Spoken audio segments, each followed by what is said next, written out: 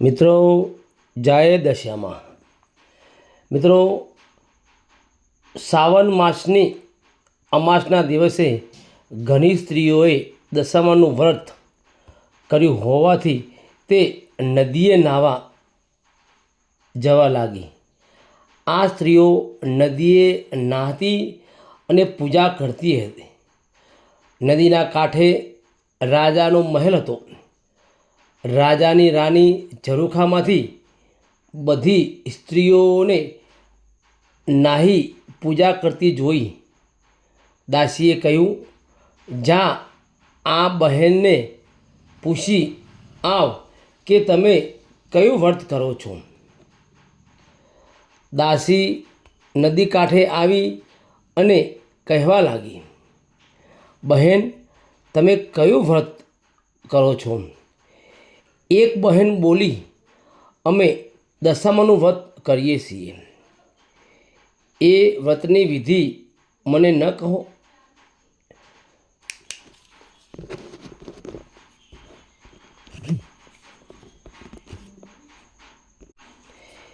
એ વિધિ મને ન કહો. ત્યારે બીજી સ્ત્રી બોલી, 10 સૂતરના તાંતણા લેવા, તેને 10 ગાંઠો વાળવી અને દોરાને કંકુ લગાવી તે દોરો હાથે અને કરસે બાંધી દેવું. એક માટીની સાંઢળી બનાવી તેની સ્થાપના કરવી. દશામાના નામનો દીવો કરી પ્રાર્થના કરવી અને 10 દિવસ નકોરડા ઉપવાસ કરવા અથવા એકટાણું ભોજન કરવું. દાસીએ મહેલે આવી રાણીને બધી વાત કરી. પછી જ્યારે રાત્રે રાજા ઘેર આવ્યા એટલે રાણીએ રાજાને પૂછ્યું કે હું દશામાનું વ્રત કરું? ત્યારે રાજાએ પૂછ્યું કે દશામાનું વ્રત કરવાથી શું લાભ થાય છે?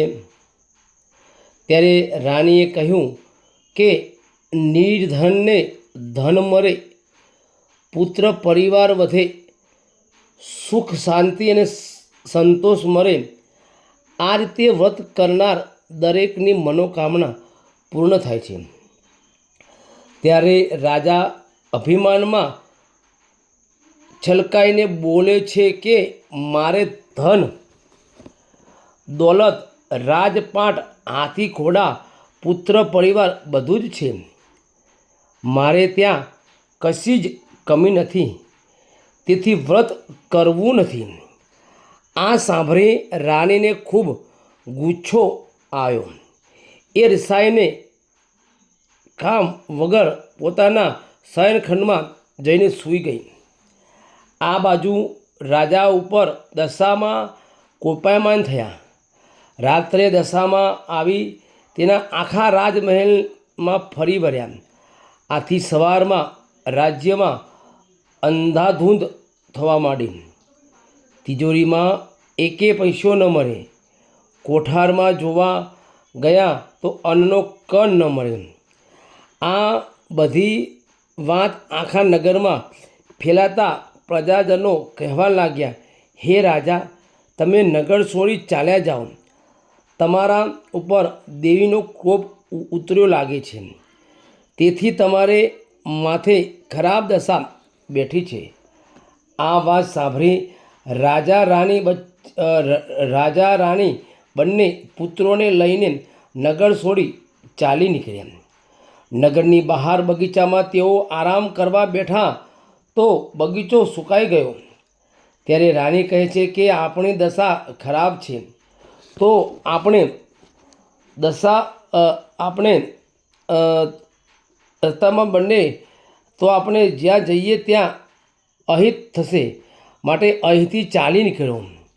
રસ્તામાં બંને કુંવરો કહેવા લાગ્યા, અમને તો ભૂખ લાગી છે. પણ રાણી તેમને સમજાવીને રાખે છે.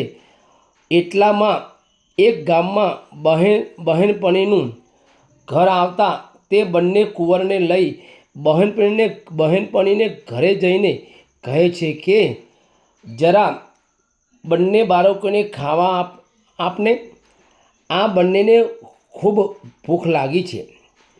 ત્યારે તેની બહેનપણીએ રાણીને કહે છે કે જા જા, હું તો તને ઓળખતી પણ નથી અને મારા ઘેર તું ખાવા આવે છે. આથી રાણીને ઘણું દુઃખ થયું અને પછી તેઓ ત્યાંથી આગળ ચાલી નીકળ્યા. રસ્તામાં બંને કુંવરને તરસ લાગી. એટલામાં વાવ આવતા રાણી બંને કુંવરોને લઈ પાણી પીવડાવવા જાય છે.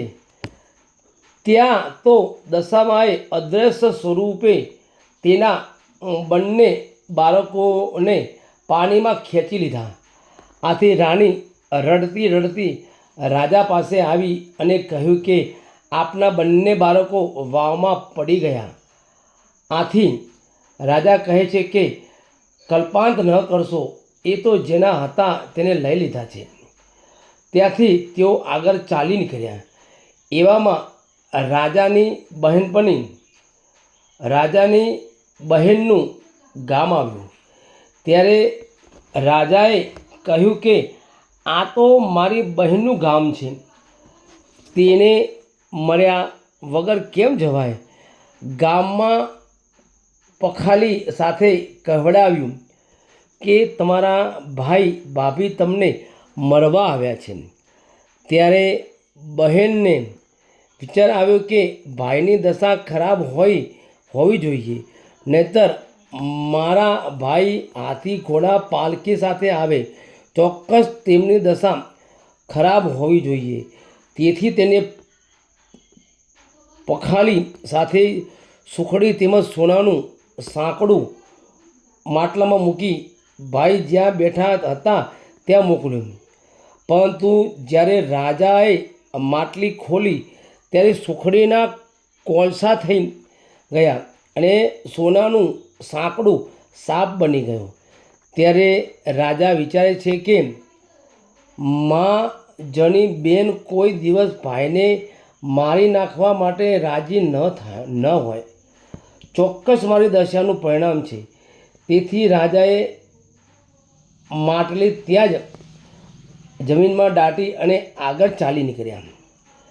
આગળ જતાં એક નદીના કાંઠે એક ખેડૂતના વાડામાં ખૂબ જ તરબૂચ થયા હતા. રાણીએ કહ્યું કે ભાઈ, અમને એક તરબૂચ ખાવા આપો તો સારું. ખેડૂતે દયા આવી તેને રાણીને તરબૂચ આપ્યું. પણ રાજા રાણીને સૂર્ય આથમ્યા પછી ન જમવાનો નિયમ હોવાથી તેઓ તરબૂચને ત્યાં જ મૂકીને સૂઈ ગયા. ત્યાં તો બાજુમાં ગામના રાજાનો કુંવર રિસાઈને નાસી ગયો હતો. તેથી તેના સૈનિકો કુંવરને ખોળતા ત્યાં આવ્યા. હવે રાજા રાણી પોતાની બાજુમાં જે તરબૂચ મૂકીને સૂતા હતા તે તેની દશામાના પ્રતાપે ખોવાયેલા કુંવરનું મસ્તક બની ગયું. તે જોતાં સૈનિકો રાણીને અપરાધી ગણીને ખૂબ જ માર માર્યો. પછી તેમને દોરડાથી બાંધી પોતાના રાજા પાસે રાજમહેલમાં લઈ ગયા. પછી ત્યાંના રાજા પોતાના કુંવરનું મસ્તક જોઈ ખૂબ જ ગુસ્સે થઈ ગયા અને બંનેને પોતાના પુત્રના હત્યારા ગણીને જેલમાં મૂકી દીધા. આવી રીતે દશામાના વ્રતનું અપમાન કરવાથી મહેલમાં રહેનારા જેલમાં રહેવા લાગ્યા. એમ કરતાં કરતાં બીજા વર્ષે શ્રાવણ માસ આવતા રાણીના મનમાં થયું કે મારા પતિએ દશામાનું વ્રતનું અપમાન કર્યું હતું, તેથી માતાજી રૂઠ્યા છે. માટે રાણીએ દશામાનું વ્રત કરવાનો નિશ્ચય કર્યો. રાજાએ દશામાનું વ્રત ખૂબ જ શ્રદ્ધાપૂર્વક કર્યું અને જેલના ઉપરી ખૂબ જ દયાળુ હોવાથી તેની પાસે વ્રતનું ઉજવણું કરવાની બધી જ સામગ્રી મંગાવી અને સગવડતા પણ કરાવી. ઉપરીને રાણી ઉપર દયા આવવાથી તેનું કામ કરી આપ્યું.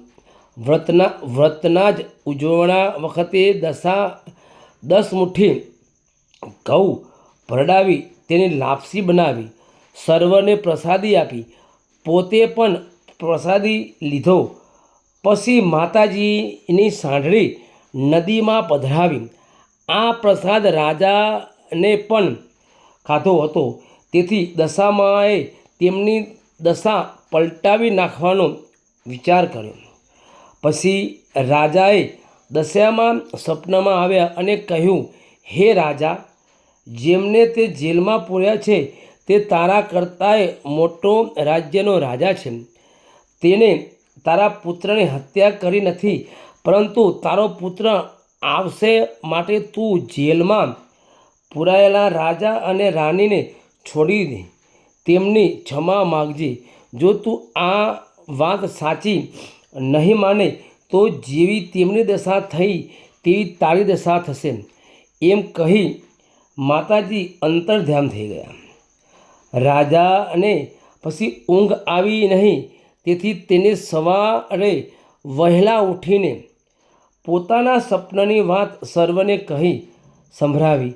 એટલામાં રાજકુંવર પણ માની કૃપાથી પાછો આવ્યો. રાજાએ ખાતરી કરવા પેલું કુંવરનું માથું જોયું તો તે તરબૂચ નીકળ્યું. પોતાનું સપનું સાચું લાગ્યું, તેથી તે પોતે જેલમાં જઈ રાજા રાણીને છોડી તેમના પગમાં પડી તેમની ક્ષમા માગી. તેમને રાજમહેલમાં લાવીને તેનો સારો આદર સત્કાર કર્યો અને પછી સર્વ હકીકત કહી સંભળાવી. આથી રાજા રાણી તે રાજાની રજા માગી. રાજાએ હર્ષ સાથે હાથી, ઘોડા, રથ, નોકર, ચાકર વગેરે આપ્યું.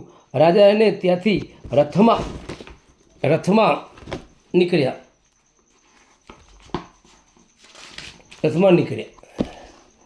નીકળ્યા. પોતાના રાજ્યમાં આવતા રસ્તામાં રાજાની બહેનનું ઘર આવ્યું. રાજા વિચારે છે કે લાવે હવે માટલું કાઢી જોયું તો સરસ સુખડી અને સોનાનું સાંકડું જોયું. માટલું રથમાં મૂકી ચાલી નીકળ્યા. એમ કરતાં તેઓ જે વાવ પાસે પાણી પીવા ગયો હતો ત્યાં આવ્યા. ત્યારે દશામાએ વિચાર કર્યો કે બંને બાળકો લીધા તો ખરા, પણ હવે આપવા કેવી રીતે? તેમ વિચાર કરી તેમને ડોશીમાનું રૂપ લઈ બંને બાળકો બંને આંગળીએ વળગારીને આવ્યા અને બૂમ પાડી કહ્યું કે આ કોઈના કુંવરો ભૂલા પડ્યા છે, તેને લેતા જાઓ. રાજાએ રથ ઊભો રાખ્યો. તે પોતાના પુત્રને ઓળખી ગયા અને બંને પુત્રને હેતપૂર્વક સાતી સરસા લગાવી દીધા. આ ડોશી દશામાં પોતે હતા. રાજાએ કહ્યું કે હવે તમારી દશા વળતી થઈ છે. તમે તમારા રાણીને અભિમાનમાં સલકાઈ કે દશામાના વ્રત વિશે ગમે તેમ બોલ્યા હતા, તેથી તમારી દશા કઠણ બની ગઈ હતી. હવે તમે સમજાયું હશે કે કોઈ દેવ દેવીની અવગણના કરવી નહીં. જાઓ, હવે તમે રાજ્યમાં સુખેથી રહો. બધા રથમાં બેસી પ્રથમ હતી તે બહેનપણીના ઘરે પાસે આવ્યા. તેને તેમનું અપમાન કર્યું હતું તે બહાર ઊભી હતી. તે દોડી અને રાણીને ભેટી પડી રોકાઈ જવા માટે ખૂબ જ આગ્રહ કર્યો. જ્યારે દશા ખરાબ હતી ત્યારે રોટલોય નહોતો આપ્યો. અત્યારે મિષ્ટાનની જમાડે તો પણ નકામું છે. એમ કહી તેઓ નગરની ફૂલવાડીમાં આવી પહોંચ્યા. ત્યાં તો ફૂલવાડી લીલીછમ બની ગઈ. રાજાના આગમનની ખબર પડતાં સર્વ નગરજનો વાગતે ગાગતે સામૈયા સાથે રાજાને રાજમહેલમાં લઈ ગયા. દશામાના પ્રતાપે રાજા સુખી થયા. રાણીને પાંચ વર્ષ પૂરા કર્યા. વ્રતનું ઉજવણું કર્યું. રૂપાની સાંઢળી જરમાં પધરાવી. બ્રાહ્મણોને દક્ષિણા આપી અને વ્રતનું રૂડું રીત ઉજવણું કર્યું. માના પ્રતાપથી સુખ શાંતિ અને સંતોષમાં રહેવા લાગ્યા.